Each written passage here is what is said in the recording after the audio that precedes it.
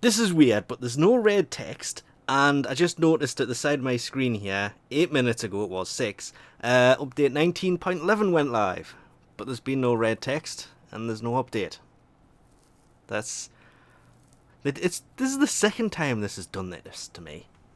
One thing I do want to check before this update actually does pop up being live is one of the things, because I'm reading the notes on the website already, so it should be there. I guess we're just waiting for some final things to be fixed, but you can now put the normal skins onto Prime skins, Prime frames.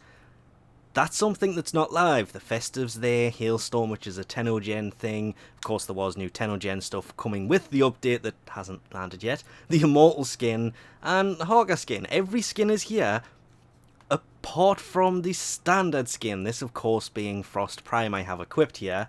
Actually looking through after updating the game, and a lot of mine do have the normal skins, or I've tried to hide the fact of primes. It was easier when things like Trinity came out because you could just turn the gold different colours. Vauban's just wearing his standard skin. I think Volt's also wearing the Immortal skin. But the gold is still there because that was before you could actually change the colour of the gold, because I use him, I just don't use him.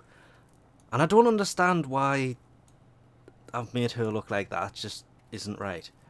But they have in fact fixed this. If I go back to Frost and go to Appearance, go to the skin.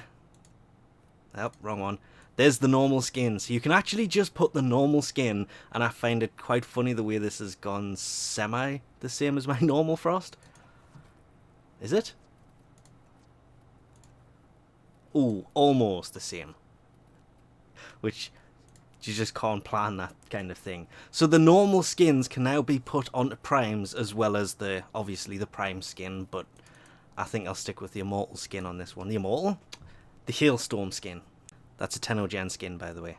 Could call this more of it's a TennoGen round 7 thing. I do have to go back and change quite a few things. But in options for sliders, you do have numbers on it now. So when you slide them, it just goes to different numbers. I would have liked the feature at the end. No, they haven't. Have. You can actually just type in what you want. Nope, that's not what I wanted. I want that to go to 50, and it went to 50. Oh, that is so useful, because it means you can actually, if you figure out what the settings are that you prefer, you can write them down rather than guessing on what they are, which is why I tend to avoid this stuff like the plague, because you change it, you find one that's really nice, then you've got to change the computer or reinstall the game, or something happens, and you always end up losing those perfect settings. So I just tend to leave mine on whatever, but this goes for pretty much everything. Displays, audio settings, everything that has a scroller to it now has a number. That is more useful than you would actually think it is. There's actually this part that I couldn't make any sense out of when it comes to relics. There's a section in here that says the Relic Reward selection screen will now display your owned count per relic. It's not in the codex where it shows you how many you have, and I'm only using this as a reminder because I need to go in there, and I'm reminding myself more than anything else because I need some Vault Prime systems and I don't have any. Moving on. It's quite a weird change that when it says the Relic Reward selection screen, so when you leave a mission and get one as a reward, is that where it's going to display them? If so, that could be really confusing if it shows you how many you own to how many you're getting, because you only get one, you don't get multiples. So if quickly looking at it, you'll see 97 and a relic.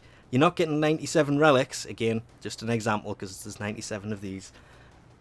You just happen to get one, and it would actually be 98 because you had 97 beforehand. It's weird.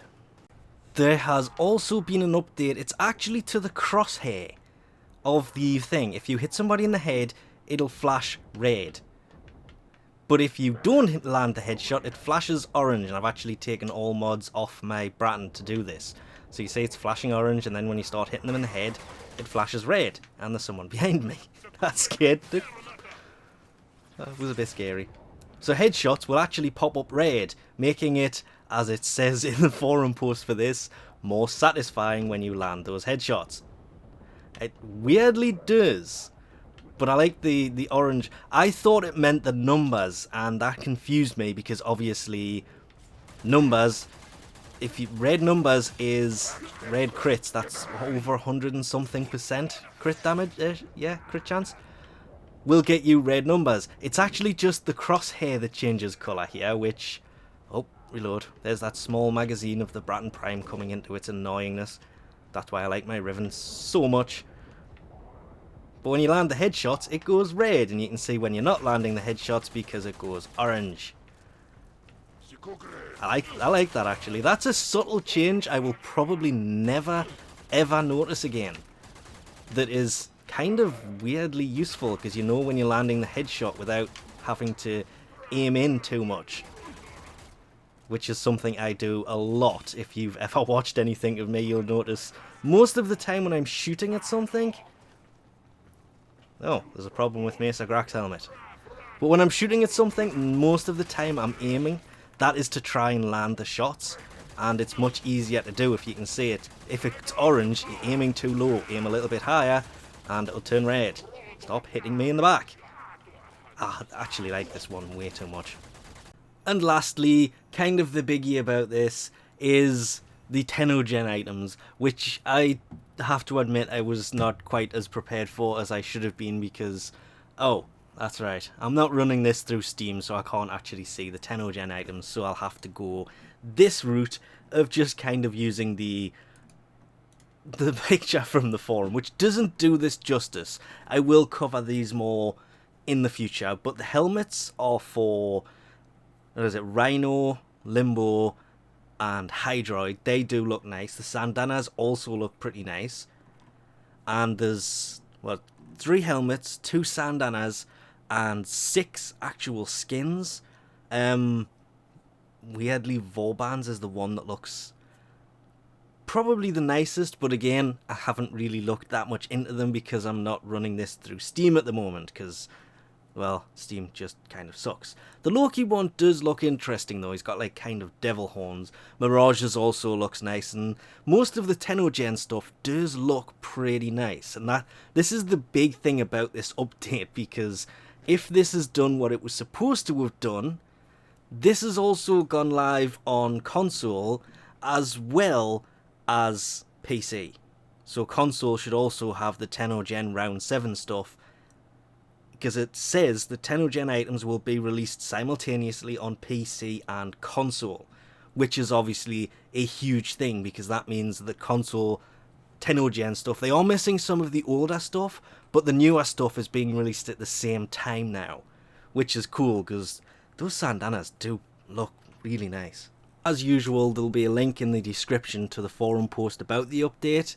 This is basically just an update for the TennoGen stuff, and I will be taking a further look at those when I can actually load this in Steam and go to the TennoGen stuff and not have it display just the stuff that's purchasable with Platinum.